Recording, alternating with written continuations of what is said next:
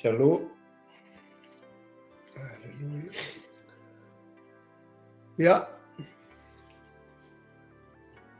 We hier nei teime toe whawhero ai foi ma whaataro whaatule sua whamanu maroro tātua li whaolo Yesu Keriso. Hallelujah.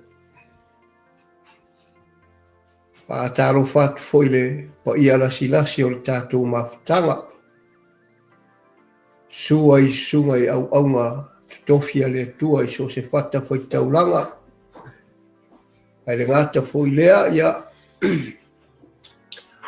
o tamā ma tina matutua.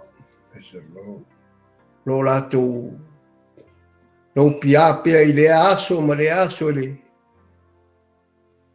taro awale whengai ai o walo ma whanaua so tātou o tinu I so se tiu te whai ole. O le nei mawhatanga ro tātou iai. Ia e whapitoa lawa le whaataro whātu ia le sunga le whawhengai ngai a mai. Ia po le whaatonu foi o le tātou TV a le Global Kingdom. Ia mo le nei foi awa noa mātango fie. Ia whaataro whātu foi le Tino Keriso. Hallelujah. Ia e mai se foi ia o le tātou paanga le al TV al Global Kingdom ia o whainu tātou mafuta le nea whiawhi whataro whātu ia te oi. Te loa wa nei whai wai aso ia sa tere na whenga I tiu te mga ruenga sa tofia I tātou so se ngā ruenga tātou te ngā rurue ai. Hallelujah. Le ngata foi le au whai ngā ruenga ia e whape foi ia sunga I au ngā le tua ia mo sai I ringa o le upu ia walawa le tō matawina o le ola whare anganga o so se sa moa I so se tua o nofo ma au mawai. Amen. Ia whataro whātu ia te oere a whiawhi nei pia whai e maua mai le nei whasararanga. Ia I sua whamanu mālolo tātua li whaolo Yesu Keriso. Hallelujah. Wa vea lawa nei suafa e tātou te whiawhia, tātou te tala noa ma tātou whaasoa. Ia leanga whengakaru suafa le ola. Hallelujah. Suafa le manu mālo. Awa whamai lawa ia o ia o le ala, o ia o le pumoni, o ia o le ola. E le alu atu se tasi tamā. Ia pe a tātou le ui atu ia te ia o ia lawa lo tātou whaitutoa. Amen. Pataro whātu foi I seo mātou e kālesia. Sunga I whawhengainga ki a kongo ma wao. Ia e mese foi le kāli le pa ia lasi o le kālesia. Pataro whātu foi le sunga le taitai. Sunga ia Simone ia mawhitua ia pa'u. Pataro whātu foi sunga I whawhengainga.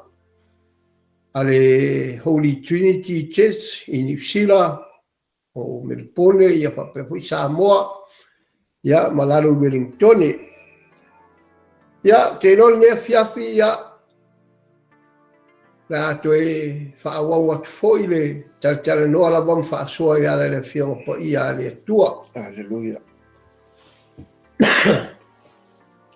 Te roa ia ono le mapofol tātou teimi ia a la tātou Ke rola tātou whai mea whaasolo. Le lawa tātou te iai I le tusi le ale mateo e fitu. Ia sa tātou a mata le maiaso le se mawai atu nei I le mata upu e se tolu. Ia le anga whaangata I le maiaso le se mawai atu le mata upu e lua se pulu. Ia le te loa ia le la wha umal tātou mata upu lea. Hallelujah. E la tātou o le whaiupo e lua sifu matasi ia o te loa ia se o tātou o moa mua se o tātou tā pāre anganga o le tua. Hallelujah. Ia wa mātou toe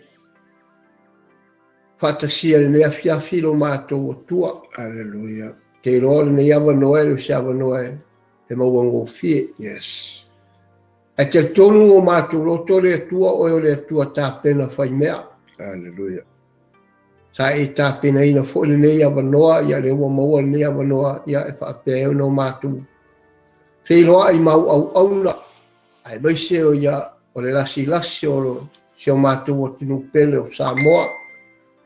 Wai lawa i lātou o mawhai o le mua mai le nei awanoa, ia o le mātou te taro le tua, ia whaapea ona e whaapa ia le lātou whalongo. Hallelujah. Ina ia whaapea ona lātou whalongo ai, ia e whetala i maia oea nganga pa ia. Amen.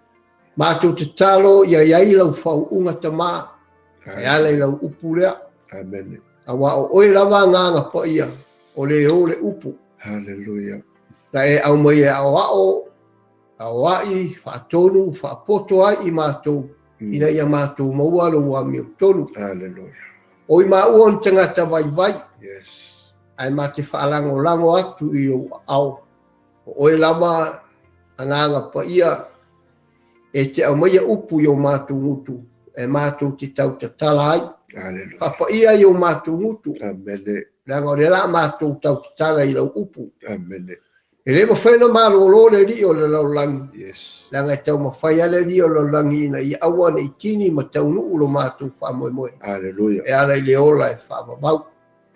Whamanuia le whalongo a Samoa. Amen. Whamanuia fo ia o ona titofi so se pata whai tauranga i pia. Hallelujah. O lo lātou tau a suina le ipu vai o le ola o lo fina ngalo. Whaafitai fo i o lo avea mala mepa sulu mamumu. Ia. Ina ia manu malo ina ni anganga wa oe le tua maru fina ngalo. Amen. Mātou whape atu lea fiafi ia, la mātou sauni e tau tarangia lau upu. Hallelujah. Ia mātou te talo tamā, whaatanga maia i mātou te o mātou tau te tala i lau fina ngalo. Amen. A maea, se mea mātou te whaia, e mātou tu e whape i whai tu mauia e mātou le whatawaa. Yes. Ai fo i atu i a te oe le vi inga. Amen. Via mai oe le lea fiafi. Ono olo suafa Yesu a mātou au maore atu i nei. Amen. Amene, ma amene. Hallelujah. Yo te roa le la tātou ore, e tātou tusi whaitau, e tātou te tala noa ai ne nea fiafi. A whaifoi o e maua mai ne nei whaasala raunga. Ia o e whise meo e fia whaasoa mai ei, pe te fia tufa mai ei. Whaapopo ina ai tātou mtaapu. Ia, vi ia le ri. Hallelujah. Le angol kako maka upu e renga maa ua. Kako uma, le kako ke lunga le. O le ngei TV, ia. Kako ke whaasoa uma le upu le tua. Ia, o lea, me lea, ia, se o tātou wore, tātou tusi whaitau. Ia. O le māteo e fiku, alonga whai upo e ruas fulu matasi, se io o whai upo e ruas fulu mare fiku. Māteo e fitu, whai upo e ruas fulu matasi, se io o le ruas fulu mare fitu. Ia whai reisa upu sipa ia, o le au nganga al kako maka upu. Hallelujah. O le au ngā whuna o tātou whaasua kako ke whaafisoa i e ala le whina ngalo o le atua. Le la tātou la kako whai kau le whai upu le rusu matasi se o rusu malfiku. Ia ngā kako whaasoa rola ia lele. Se whi au a mai e le atua kako ke kufa ilo na whina ngalo. Le la kako whai tau whaatasi ai.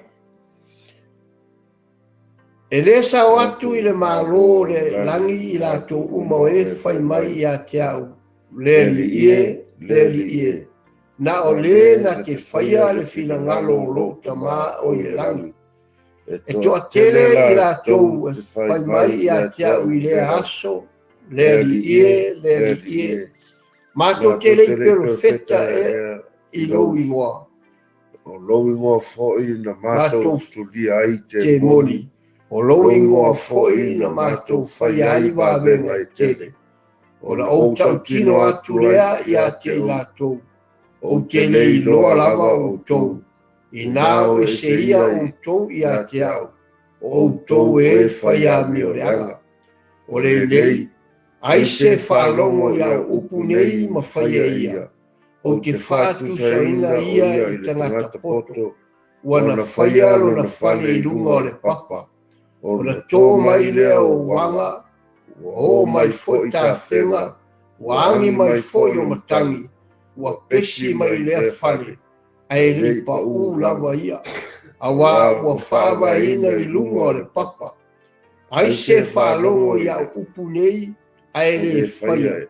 E whātu sa ina o ia i tangata malea, wana whaia lo na whale i runga o le unione, o na tō mai lea o wanga, wa o mai fo i tā whenga, wa angi mai fo i o matangi, wa pesi mai lea whale, o na pa ua i lea, wa nuti para ina lava. Amene. Praise the Lord.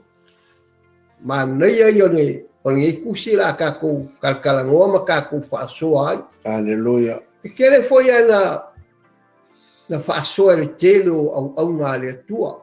Praise the Lord. Tele foi na tala noa ai au ngā lea tua ma whai ma whaamano si au le ola au na ma le ola ngā lue o le tangata e tutono e kālisia. Hallelujah. Hallelujah. Awa o le upu e leo se upu se whai whi au. Amen. Po se upu a maa ua.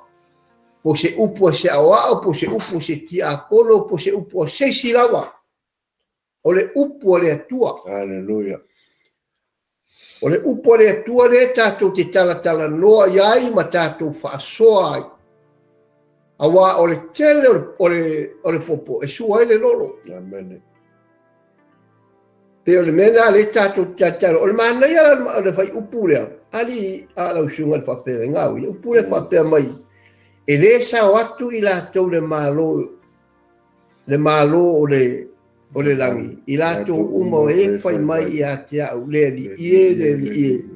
Na o le na te whaia le fina ngalo o lo ta maa o i le langi. Hallelujah. O le kua kele i o ka ngaka o lo lātou tau tatala i lea upu. Wa le whama Yesu o i lātou uma. O le kale ngotu ispa ia. E leo kale ngoa ska kua kasi. Amen. O le kale ngoa mo ka ngaka uma. O le upu le mo tala noa ia Yesu le upu lea. Whamai o i lātou uma. Whamai le li ie. Whamai a kia ui lea. Aso ma le aso le li ie. Whamai Yesu e le whai mo i lātou le tofi o le malo. Amen. Vesi, ai se a wale ngā whamai Yesu e le whai mo la kofi o le malo. A o le whai e nei ka ngaka yaso uma, taimi uma, kausanga uma, o masinga uma, le upu lea le li ie, wa teo se lea, kasi lea me pe se me, pese e lis ka ngaka. Hallelujah. O le whai a le me whamai se le whamai le li i. Whai le me whamai, teo whamai le li i. Peo se me le pese el ka ngaka. A le whamai Yesu i le mta upu lea. O i la kou uma whamai le li ie. E le whai mo la tau le malo o lo toma. Ai ngā o le e na te whaia le fina ngalo o lo toma. Hallelujah. Ma ia, ko kele i la kou whamai i le aso, ma le aso le li ie. A le whamai Yesu, e le o aku la kou le malo o lo toma. Ai ngā o le e nā te whaia le fina ngalo o lo kama. Te vai, o le vesiri nā. Ai me wa whamai e Yesu e ngā kere karia inga le wā, ngā i e whamai i aso uma ia le li ie. Ai koe whaamuri ma Yesu i mata upurea. Ngā o le nā te whaia le fina ngalo o lo tama. Nā sau songi ka upuleri la usunga va fenga ma ngai ia o maka upu ka kala ngoa ya. Hallelujah. Ma ngai o nga wa ka ko fo ya o le ska ka hallelujah so sa umelu ha e lokua me ale fa ka ngaka e o pe o le mele le ka ngoa ma ia Yesu wa e o i loku o le upu ale le li ie Seo o le le kele o kangaka na sau soani le sau whaapopo i le ka upule. Lole, whaasoa. E se le mana i au le leo o i le tā whaasoa nea fiaf. O le fesili numeritasi ale tu mai i le o le ale fina ngalo le tua. Wa le fai mai Yesu na o le na te whaia le fina ngalo lo tama. Hallelujah. O le ala le fina ngalo le tua le mana o ia te oe mau ta te whaia. Praise the Lord. O tono le tusi le o le tusi paia. O lo tatia atoa ia le fe aua le tua ma le fina ngalo le tua ia te oe mau. A o le whai unga la o le tatu mta upulea. Na Italia i na alfasili le whai mai. O le tangata poto e whalongo. O le tangata lena na te whaia le fina ngalo le tua. O lo manao iei le tua. A wā o ia o le tangata. O lo savali yalo le tua. Amen. Le fo ie ta ua i Isaia. Whapea mai mose le nungo Israelu. Israelu e. O le haea se me fina ngalo ai le tua ia te oe mau ta te whaia. O ina ia ta usi usi ta i le tua ma ta sa vavali o na ala. Amen. O le fesili le na mo ta ua. O le ale fina ngalo le tua mo oe mau. Fina ngalo le tua ia ta sa vavali o na ala. Ia ta whaia la na mi o tonu. O na ta ole le malo le lang. A whaita te le whaia mea ia. O na tau nua ele o le upo Yesu, o te leilo a lava o tau. Ia pia sa ni atu na ile vaenga le uta ia ile mana i ole. O le whaasoa, me le uta o iai. Alo? Mana ia le whaapopo. O le e lava kaku ke ia le maka upule whamai e le sa waku le malo o le langi i la ko uma. Whamai le li ie. A le mea le fina ngalo Yesu. Whamai Yesu na o le e na te whaia le fina ngalo lo tama. Aleluia. Na o le lava e na te whaia le fina ngalo lo tama. La fina ngalo le manga o Yesu. O le fina ngalo le manga o Yesu e tatu te whaia le fina ngalo lo tama. Ina ia maua i kākou. Le loto whaamangalo, loto maualalo, o mea umai ele kalongo ma Yesu ma kaio e lima. Praise the Lord. O le whakaika inga ngā me kalongo ma Yesu le ma kaio e lima. O le kalongo ma Yesu i le ata o le malo. Le whamaikara Yesu amu ia e loto maualalo. Awa e o i la tau le malo. Wah ya kasi nga aka ole o kangaka le kalongo ye Yesu i nga ole na te paia le pinga ngalo lo kama ole a kangaka lo ko maulalo kangaka e alu le malo kangaka lo ko mama kangaka e alu le malo kangaka mauale mi kongu kangaka e alu le malo kangaka lo ko alofa kangaka e alu le malo Hallelujah. Kangaka wai Kaka umala ya le kalongo ma Yesu na ole na te whaia le fina ngalo o lo tama. Hallelujah. Le fasio kangaka, le mulilua, e le ngaoi, e le pipelo. O mea umaya. O mea umaya kangaka e ngake kausia le fina ngalo le atua. Le kalongo ma Yesu whamai nga ole na te whaia le fina ngalo o lo tama. Hallelujah. E le kaulia le halu le lo. Yes. Bibi, pese, osana, aleluia. Hallelujah. Ai sau Yesu ele alu de malo. Amen. Ma foi sia. Ele kaulia lo kuso ai kere o fire fina ngalo le kua. Hallelujah. Nga ole na te fire le fina ngalo lo tama. Pawal ka kan fai ngala ku le malo. Palong fai le fai upulong alua. Famai, e toa tele ila tou, e fai mai ia tia uile aso, le li ie. Mātou kele I pero feta ne ea I lowi ngoa. O lowi ngoa foi na mātou tulia ai te moni. O lowi ngoa foi na mātou fai ai wa venga e tele. Wa ia. Hallelujah. Ai ki kilo le makaio e lufu lima. Ma kau pou e ko se fulu. Ma le mea ngā kupu I kau pou ia a. Hallelujah. Pamai ngā o le ko alima ngā ave sua u koe ave ma spea. Ave la mepa, ave ma spea. A o lesi ko alima. Ngā o a uma. Hallelujah. E whapenga uma le tangata e alu le roku. Ngā le alu anga kau whakaunu. A o se upu I le loko ma le anganga e whaamaoni ma kari kongu moni I le atua. Ma whaalongo le leile upu le atua. Le kau kakala ma la aunga ma yei au ngā le atua. Hallelujah. Nothing. Ngā le umma la aunga kongo le whalisa. Ngā le roa koe I whafua e mea kua le rea mai le kari o pāi se pōsis. Kia I le upu le akua le ngā māngai e whaalongo. Ai whaasanga kure whaifusuanga. Amen. Le tala loa mai e sui o I la kou umai whamai a kia u le aso ma le aso. Le li ie ngā mako whaia wābenga. Mako perfeka ku e lo ingoa. Ngā mako ki kuria ke mongi lo ingoa. Pa.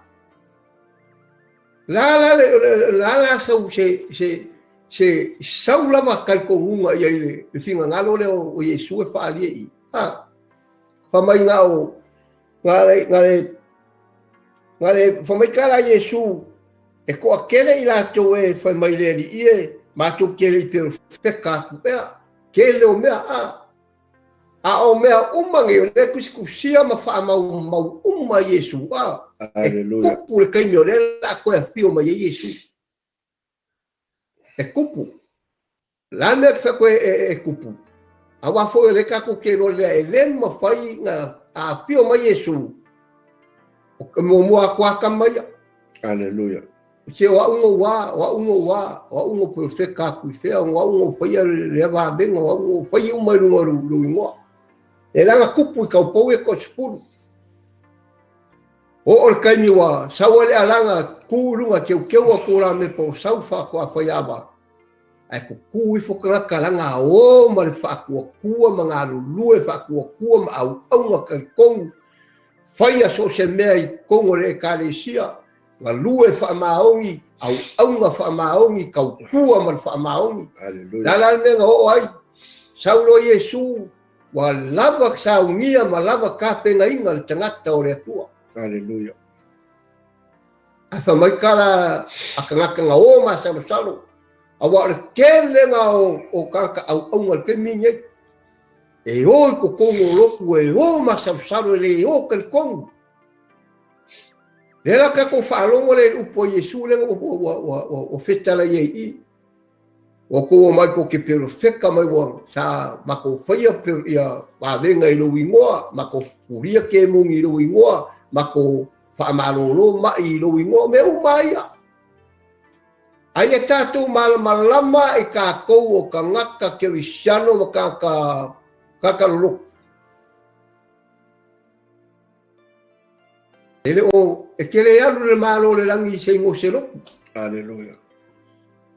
Le mangingoa I le kalangoa mai e Yesu I le mele kakua kaku kalangoa ai. O ora le kaimi ua whio mai e Yesu. O saule alanga ka penga. Saule o le whakua whaia wale o sa. O kua e ko alima sa o mal masa usalo. Wa asia ku kalaka o se mai anga I swa unga wole lava ma ko wa kali e kalaka la kali kongu manga lue fa maongi au fa maongi. Hallelujah. Bo sa idi ai mai wa fa au fale Yesu. Amen. La ne foi wo mai ku ya ama kalong foi upu ya. Singa mako whaia wā benga ngā mako whaia a, kele o mau mea wala ko whaia. ai fa mai Yesu o esak o ke le lo o ko o ia le afi e fa ba wa ya o le foi le tala no ma Yesu le fiafi nei ya ka ko Hallelujah. ka ia la ko ke fa ia ne la fa mai ale li ie ma ko fa ia ba venga i lo ingoa ma ko kuria ke mo i lo ingoa ma ko perfeka i lo ingoa ba me io fa ka Hallelujah. ai fa mai Yesu o ke le lo a o ko mai e me le fa ma lo si ai lo tato ainga oi lava se o mau mai nei fa sa lava le pia ma ngai ia o le au ngai o upo le tua Hallelujah. langa o le upo le kunga mai o i fa ko ngoi fa poko i ka ko le mi tonu o le tua Hallelujah. hallelujah Praise the Lord.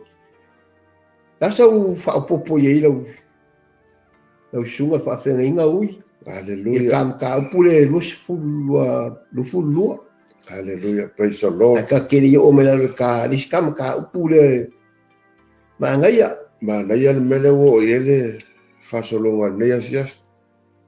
Langa o le me o lo tupu. amen Tupu tono o fautanga. O le fautanga. Faolaina lo tangata fa me wa alu le o la fa. Ai o le fautanga. E ese le me ta o le faolaina. Ese le me ta o le taliaina. Pe te faolaina la e le se senga ma le mele o oi o le tangata o lae e te perofeta atu malolo mai e te mwhaiona e tulia te moni langa oi o tangata faolaina o lo awhiwhia i nale alofa o le atua ai a o mai le taimi e whaurufale le ka le sia le atua e le alu ai le tangata lea e faolaina ai na te leo talia ina Yesu i tono rona loto. Peo na maalie lau saunoanga i le temi wasola. E ese ata tono o le lotu le temi la au ngai fai au. Ai o mai tua. Ese le mea kupu i kua. O le mea nata o tangata e faolaina. Ai na te le talia ina Yesu rona loto. A o mai foi la le temi o le atua. Ia, o le talia e tasi. Peo na maalie e le fai unga o le fa mai e Yesu alu atu ia i fafo o te leilo alava o tau pei o le tali na ave i tau pou e toa lima nanga ua o mai le teimi o le atua e ave ana o le tangata ua ia talia ina ato o toa o le tangata foilena ua ia whaia le finangalo le atua le fa mai le atua Yesu na o le lava na te whaia le finangalo o lo tama ni pesa o sosoani na le vaenga le wo e tam tau ma ia wa le mangingo mai ai i le fai upule lu suma tonu pa mai ona o ta tino atu ai lea ia te la to o te le loa lava o to i nao ese ia o to ia te au o to e fai a mioreanga Hallelujah. ika ko vai ai Praise the Lord.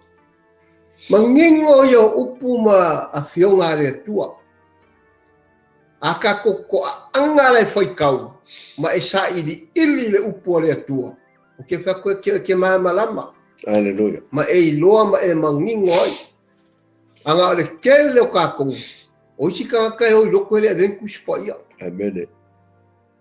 o fesili pe fa langa malama a o le ka kingo mai le fio nga le atua o le kusi pa ia o le upu le atua Hallelujah. e amai e fa kon wai le kako sa vali inga ia kako longo kako maua le ami o kongo le kua Hallelujah. awa e le mawhainga maua e kangaka le ami o kongo le kua pe a le sa ili le upu le tua Praise the Lord.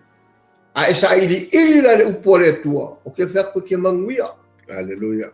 lang whamaia ia Isaia 5:5 o na whai po sfuma kasi whamarikala whetarainga le tua o la upu e pa uaku i lo unku e le fua mai ia te au ai manguia mea uma o ke awinga ia te vai manguia o ka upu le kua e manguia o el kama e manguia o el kinga e manguia el whangau e manguia whangau o whangau e manguia vai e manguia mea uma Hallelujah. Pe a tātou le lei ono tātou si tai i le upo le atua. Awa le mangingo le upo Yesu. O i lato uma whamai lea li ie wako kele o kako le pipese ngamea. Amen. Pipese ngamea. Kako wai i mea kupu ma si o tātou watunu pelo Samoa. O ngu loku. O ngu rai hoi ko kongo o falisa. Vivi ka puai i le atua. Asi kako wai mea kupu. Hallelujah. O whena o kia ia Yesu. O whea le ia vivi ma ka puai le atua ma Kwa le aia se kua. Amen. Le mangingo ia le upu le Yesu le fiafini. Malama manino le amainga le aua le atua. O i lato uma. E whaia le mea lea li ie. Wako kele i o karaka. Mea la le whamai Yesu. E ko a kele i lato ba. Le whamai le upo suma ko whamai. E ko ai kiki. Whamai ia o touru watu i le. Whai ko toa. Wapiapi. A wā e wā tele. Le whai ko koa. E kau watu i le mālaia. Amen. Kele o ka ngaka o leo le ko koa lea. Hallelujah. Le ala fo le mangingo i le upo Yesu i. O i lato uma. E whamai le li ia wai ko kele nga. Ko kele o ka ngaka lela ko ki whaia lea mea i. Aso uma so mo isi kaka piu ka alo ai. Hallelujah. Ma whamai le kua. Whamai Yesu. Whamai le nga. O le pa i o le nga o le kua mo ai. Hallelujah. Ale whamangingo le fiafinge whamai kau kingonga Yesu. O i la tau uma. Amen. E lo kalangoa la Yesu isi kua kasi. Yes. O le kalangoa Yesu i kua kele. Le kalangoa Yesu i le kua kele. Awala isi la fia Yesu. O le kua kele yo i lako. Le whaia le mea. Hallelujah. Ai le o sama mali ma whaakingo i le ami o tonu o le atua. Praise the Lord. I ele ri. Hallelujah. Le laka ko mai whai upo e losu ma le wha. Wa mai o le nei. Ai se whaalongo i au upu nei ma whaia ia. O ke whaatu saina o ia le tangata ua poto. Wana whaia lo na whale i lunga o le papa. Amen. Hallelujah. Se me sau whaasoa lau sunga whaafenga. Inga ui ta whai upure su i ufu e fia. I su whaa. Hallelujah. O lo tala noa i Yesu i le whai unga o lana la unga. O le tangata poto, o le tangata e whaalongo. Ua whaua, e whaatusa o ia i le tangata e whailo na whale i runga o le papa. O lo tala noa Yesu i le tangata e whaavae lona o langa i le papa. E tau mai i e whailo na whale i runga o le papa, e le o tala noa Yesu i se whale.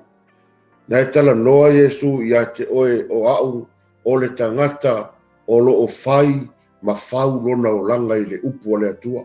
Hallelujah. O le ale pesi mai o tā whenga o a mea e luti aile o langa. A whai o lo o whaavae o tā o langa i le papa mausali o Yesu lea. E le malu e lue lava o tā tangata. O tangata tonu lawana le whai mai e Yesu. Na o le na te whaia le whina ngalo o lo utama. O le tangata. O lo o ia talia ina ato toa. Ma whaulo na o langa. I le upu o le atua. Ai whaavai a Yesu lo na o langa. Mene. Mea sau so sane na le. Mele wo o e tam tau. Alo, ma le whasoa. Ia. Manai ai o le. Al whai upu lea. Pamai o le nei. Ai se whaalongo ia o upu nei mawhai e o ke whaatu saina o ia o le tangata ua poto. Wana whaia rona whale i lunga o le papa. Whaakusa le kangaka o e poko. Mama Yesu, o le tangata ua poto, o le kaka whaalongo.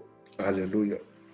Awa, o le kalangoa Yesu, whamaikara Yesu i le kakomaka upo Yesu mama, o le nei, ai se whaalongo ia upu nei, ma whai e ia, o te whaatu saina o ia, e kangaka ua poto. Poko. O le koa kele i o lau popoko le lau langini, e le ilo le kua. Hallelujah. A le whama Yesu, o le nei, ai se whaalongo ia upu nei, ma whaia e ia, e whaakusainga o le kangaka ua poto. Hallelujah. E le au ngale poko a e le ilo le tua. Amen. Te ke whaawaliwalea a e ke ilo le kua, o kakanga ma Yesu o kakapoko. Amen. Langa e le isi kakapoko i le maalo le kua. Amen. O lalo ngei e kele lau pupoko, ai okuru ngai wa le i le tua. Hallelujah. A o le kangaka wa le i lalo ngei, o le poko ngai lumo le kua. Amen. Hallelujah. Ai le whaakusa mai Yesu i, a whai o le kangaka poko e whaalongo, e whaulonga whale i lumo le papa. A le leilanga whaalongo le kangaka upo le tua.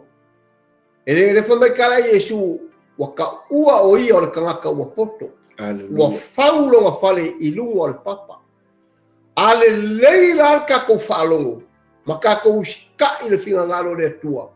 O ngā whaulola ia o leo lo a inga i lunga, e whaavai a Yesu. Amen.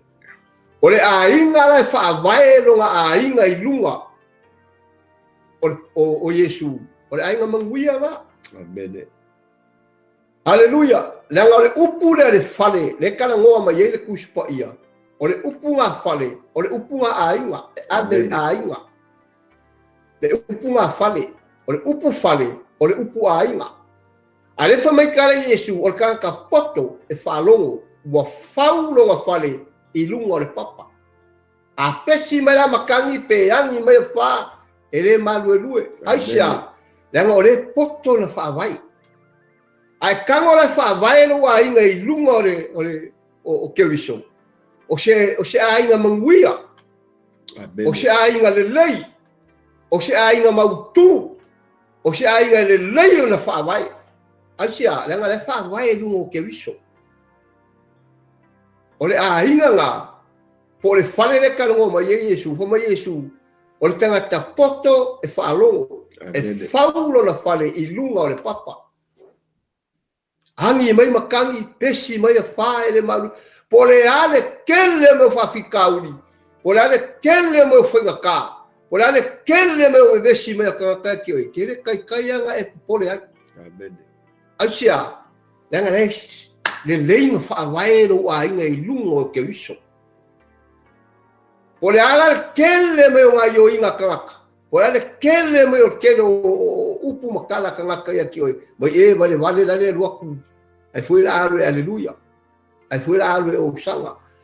Au e ke popole iai. Leanga o le whaavaero fale i lunga o Keriso. Ale leilanga whaavaero fale i lunga o papa. E fiu kala. E fiu upu, e fiu kaumuimuinga, e fiu kuskusinga, e lima e whaia kuia oi. E le kai o e manu e lue ai. E ku maua lo wola whaola inga, e ke u mau Yesu ke wiso i lo loko. Le mea ngā e kere ngā manu e lue e kangaka ke wisiano, o le whaalongo i kala. Hallelujah. E kai aroa i se upu, kai o i se kala, nal me o ia oi. O le kia i o le whaalotanga. E le wha Yesu o le kangaka e poto e whaalongo. E whaulonga whale i lunga le papa. Pe angi mai makangi pe pesi mai e whae le malu e lue. Wha Yesu e poto na whaavai. A le leilanga e whaavai aru a inga. E whaavai a Yesu. E whaiaku a le a inga o le tua le fiafini. E fiu ki a polo e lue oe, ke le malu e lue. E mau ku, e mausali asia na nge fa vai ya Yesu lo wola fa vai ya Yesu lo wainga fa vai ya Yesu lo kalkunga po ala kele me fa fikauli maleango lo langi ke ngai popole asia la ngole poto na fa vai lo wolanga ya Yesu Kristo. Amen. Haleluya. Praise the Lord. Ora fai upule a lufuru lima. Pa mai kala kuspaia ona to mai lea o wanga. Ma ua o mai fo ta fenga. Wangi mai fo o matangi. Ua pesi mai lea fale. Ai le pa ula ia. Awa ua faa ina I lunga o le papa. Hallelujah. Ke mai e fiu makangi kako wai le upule se mo mai pa mai wa ko mai ki munga. Hallelujah. Wangi mai makangi wa pesi mai o wa ya ole upule ole mo le e fai pa mai wa sau ki munga kako le leia ole kimu e sau kimu o so fai rungo le fale. Hallelujah. Ai a sau ka fenga le fa mai ka le fa ipule no fia le fulima le fa mai wa to mai ko mai wanga o mai ko mai la wanga e sau le kimu e sau so fai rungo a ko fale o nga sawa ia fa mai a so fai e kimu rungo le fale. O le mea mua ngā le kimu e whai. O le so whai o rungo le whane. Whamana le whai o le soonga. Whamai o sau ka whenga. E koru mei e kalangoa mai le whai upulea. Hallelujah. O sau ka whenga. A sau la ka whenga. O le mea whai e ka whenga. O le sau la so whai o le whawai. A le mea runga koru. Whamai ua pesi mai makangi. A sau la makangi, o le makangi e whai, e sau ala so whainga a kō le whani. Ke rau kou le na whiawhingi, e ke le whai ko a o lo wolanga. Hallelujah. E le kasi se whai ko a o lo wolanga. E me whenga e ora maru e lua e ai lo whani. Nanga e ke le whai ko a. Hallelujah. Praise the Lord. E ke le whai ko a e mo whai sau i sa kangi o so whai oi. Pole mau ku, mau sali, ma le leilo ku mau le whaarkanga ma le kaukongunga ia Yesu. Ai a o sausa kangi I ronga malo si ka lepe le whalenga ke ngofuai. Ke whea koe kio e mua so whai mere e ki a pororo ma fau. Hallelujah. A o so whai le sa kangi I ronga ma fau. O le ase mau ku o sau fuafuanga mi se mele ke whaia. E makua ame esea umanga e fuafuia. Hallelujah. O le mea runga rua a o so whai e sa kangi. O lo loko. Nanga o so whai e sa kangi lo loko. O le ase fuafuanga ngai ma fau iei lo loko. E whaakingo, e whakaungu ko kongo nga ruenga ale tua. O le ase mea ngai pramsei kongo nga ruenga ale tua. Ke whaia ko kongo nga ruenga ale tua. E kare pia sa kangi le whakaungua. Hallelujah. Lengo le kala ngoa mai ka ko maka o le kala ngoa le fali. Tengo fa ku. O le fale e le kala ngoa mai I fale ni ka ku ke ngo fo. O le kala ngoa mai Yesu, o le kala ngoa mai yaki oi. Amen. Tengo fa ku o le fale le kala ngoa mai ku spa ia o le ainga. Le mo ti mo te ko no foi po suma lima. Fa mai a fai o te tua I atu, ia e loa ai lau a mio e te tau I le fale o le atua. O le kale sia lea le atua, o le soifua, o le poutu foi lea, ma le lango o le upumoni. O le ainga le kale sia le kua. E a maka mai ko kongo le ainga, le kale sia le kua. E le amakai kongo se loku. E a maka mai ko kongo le ainga.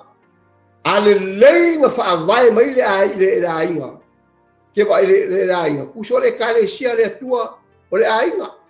o oe kama wa ul kama o oe kinga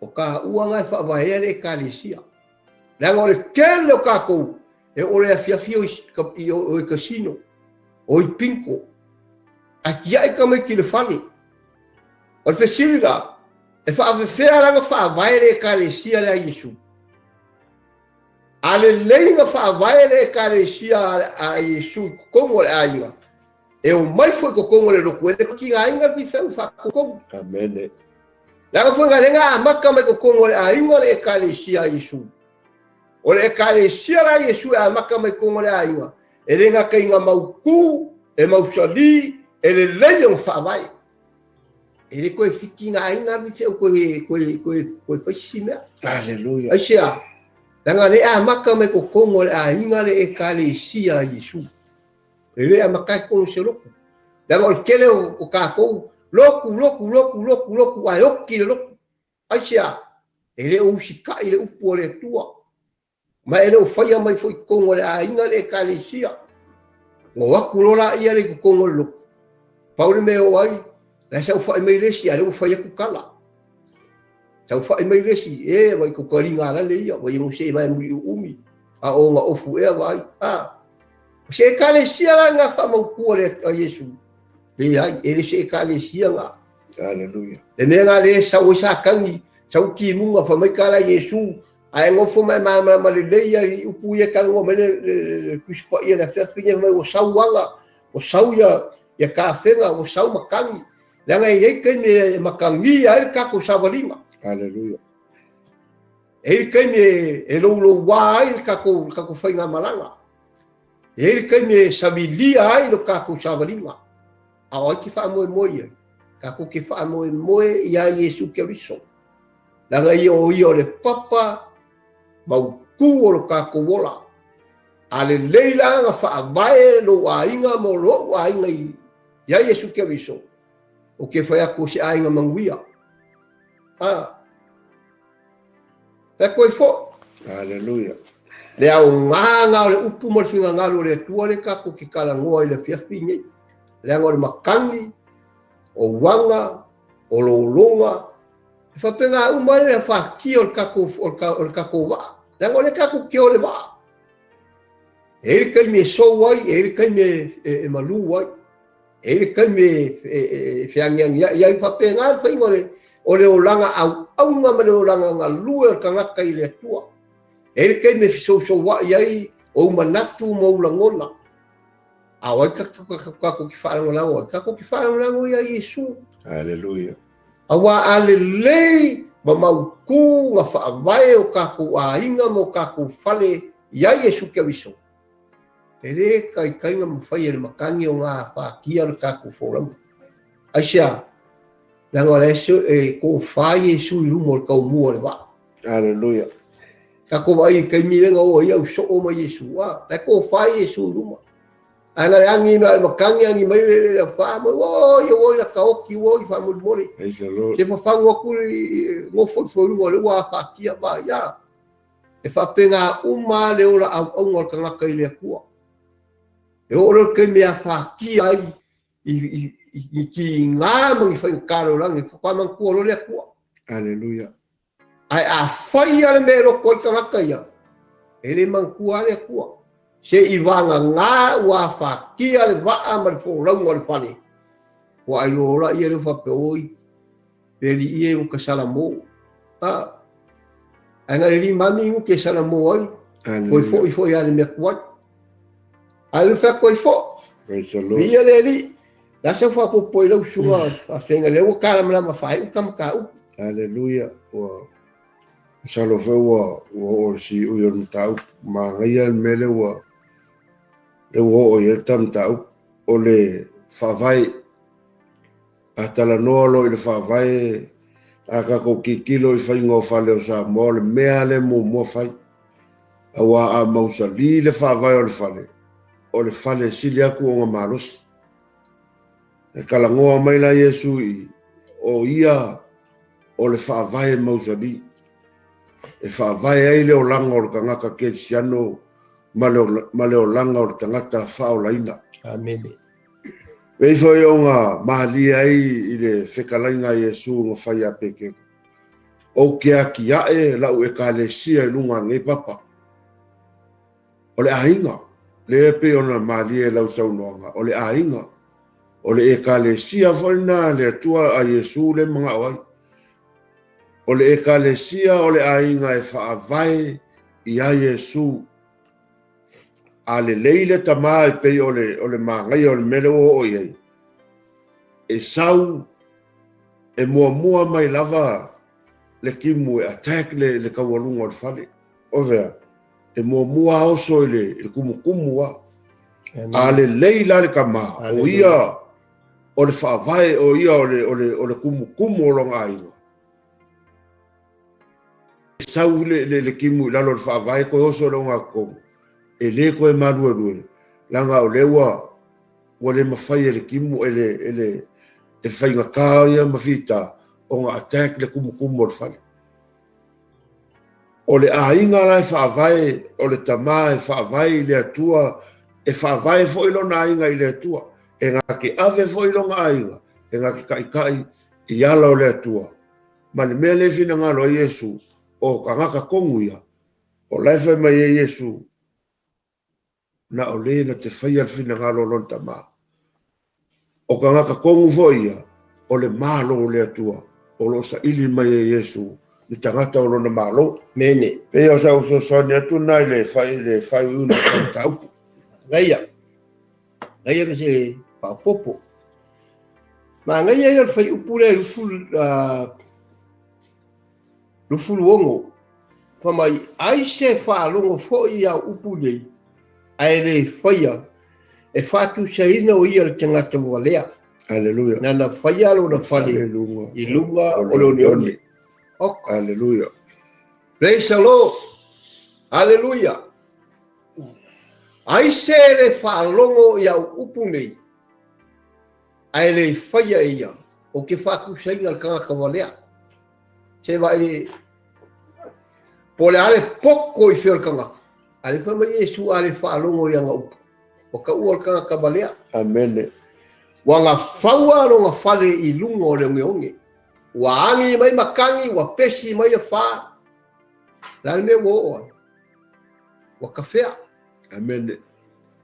O le ko a kele lau ka koule ko kongu o le ola whakeu isiana. O le ae kawhea whea e alonga o langa whapea. Aleluia. Awa whele whamai kala Iesu. Ai se le whaalongo ia upu nei. Ma whaia ia. E whaakusal ka kawalea. Wa ngā whaulo ngā whale i lunga o le onge. Wa angi mai makangi, wa pesi mai a wha. O ngā kawhea ai rea. Wa kele lau kafe kawhea i le mere iai.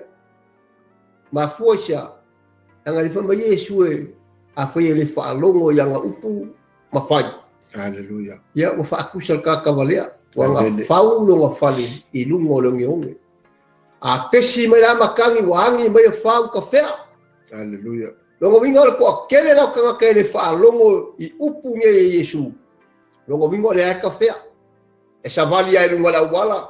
Ola i runga lau langi ngei. A le lawe ka whea. Ai sea. Nga le whama Iesu e whaakusa o le kanga kawalea. Aleluia. Aleluia. O le au ngai o le upu nge pia. Praise the Lord. O le makango fia i o fe aua le akua. Amen. O fe aua le akua. E amai e ko makawinga ai lo ka kowola.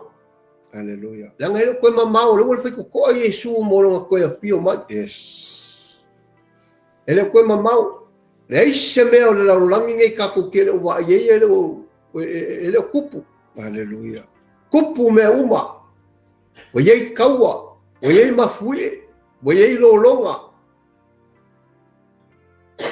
O iei onge. Kako vai le alu o kau soi fuanga le i kemi ewa o irunga. Aleluia.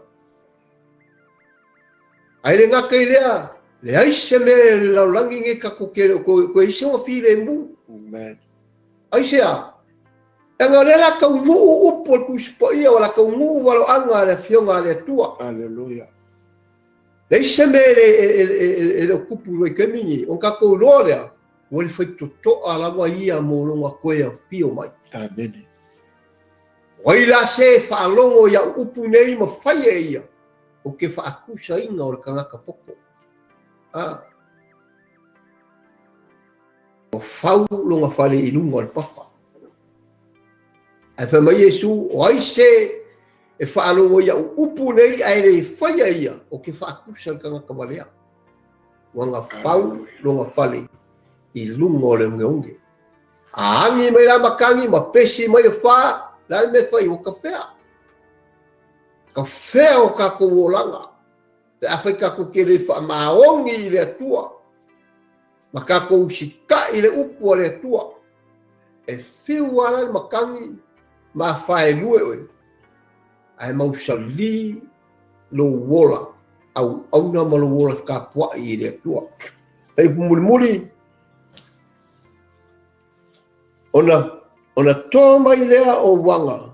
Wa o mai foi ta fema. Maangi mai foi o matangi. Wa pesi mai i lea fale. Pa ua i lea. Ua nuti palaina. Hallelujah. Oka. Se kaku whaalongo le mo kaka ele whaalongo le upo le kua. Angi mai makangi. Ko mai wanga. O sau ka whenga. Nai mea mo oi. Wa pa u i lalo. Ma ua nguki palainga. Hallelujah. Praise the Lord. Te a inga o le tua. Ma le tino ke riso. O ma fai ma whaafonga mai le kele ngia. O i kangaka ngia fiafi. O le whamalosi ngā. Au ngai le fiafi. Ia poto na whaavae lo wainga. Ia whaavae lo wainga ia Yesu Keriso. O ngai kari kongu lea iai. E whiu whainga kā ma ki ngā reo ranga. Wa e waro ka kongo o le kani whainga kā. Langa ngai karangoa mai ei le lua Timoteo e tonu. Pamai ai e iloa e oe le nei mea. O na aso e ngatai. O aso whainga kā. Lewa ka ola i me ka o aso whainga kā. Amen. E le koe ingi me whainga o fie. Nga o ki ngā ma whainga kā le la o i ka kou. Laku o ngā kou se fuanga, laku o ngā kou pensingi. Laku i whaiwhainga ruenga e kau i kukongi ma le kau o se fuanga. Aisia, nga le raka kou wo i me ka o whainga kā. Lewa ka ola ai. O aso e ngā tai, lewa ka so i fuanga ka ola ai. E le koe ingi si aso. A ole me whaamau ku i ngā ai o ka koora au aunga ma ka koora ka wai le tua. O lo mo ko i kangoa e ma kua ave lo whaakua. Ma lo wola, ma lo aiga. Ave i le tua. Hallelujah. O ngai kari kongu le iai. O se ainga manguia. O se ainga fia. O se ainga ori. O se ainga whaakumu lia ke riso. Le masehanga usi pese wa o ngā sa. Hallelujah. Aia Yesu i se ainga o se ainga. Aia Yesu i se ainga o se ainga fia. Aia Yesu i se ainga o se ainga mai. A whaamai la le ainga o kangaka i le tua. E fia e ori mai manuia fo i mea uma. Hallelujah. Ai a whaare kongu o ngā whaamai lo ainga ia Yesu. Ale família foi para murmurar.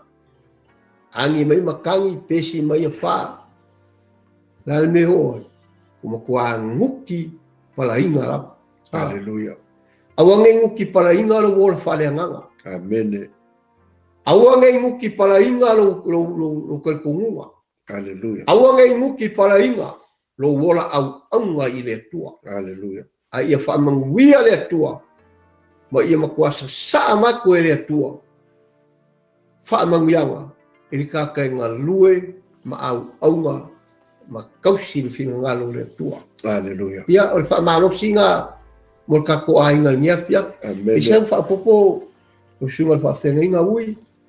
Ia ele saunge fa wingal ka kum ka upu nge fiafi. Haleluia. Ia ole fautuanga ia fa au ona ole vaitaule nei.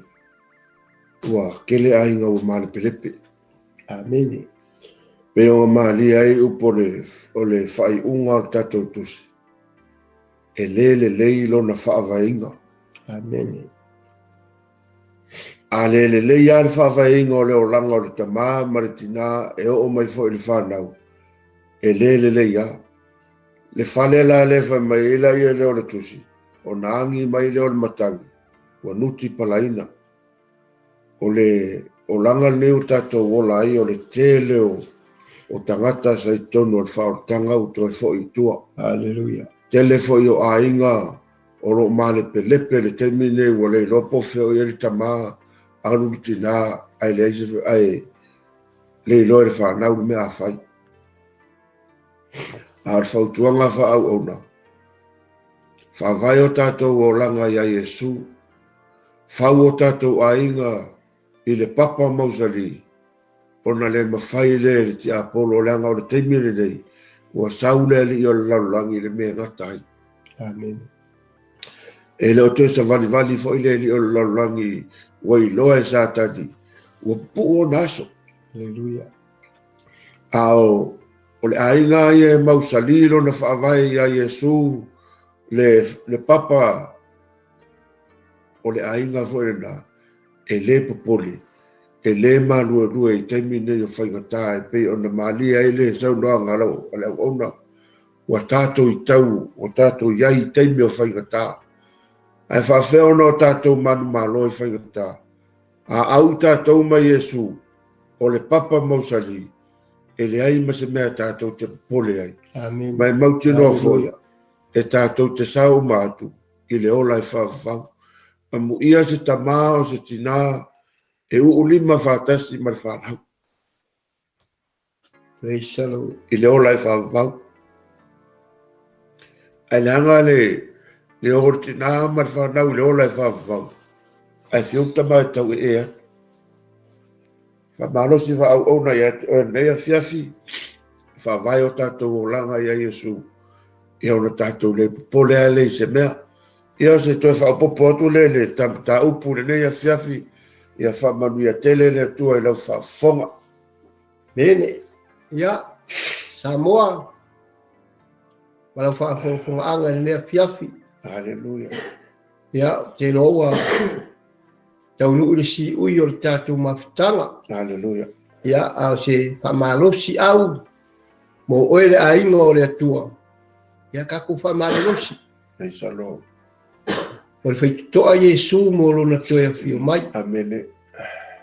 Vea ia le nei awanoa. Ma le nei se au matanga ufia le nea fiafi. Ia. Hallelujah. Ia whailea mata oso le tātou sawaringa. A o tātou ia le nei la rolangi e le tū mau. Hallelujah. O whea lawa e whafonga ma e mawa mai nei whaasara lawa. Ia o whamanosi na au ngā le tua. Wa ai lau whale. Po mautu ma mautali. Ai foi lo fale po fea mai fa vai ai. Hallelujah.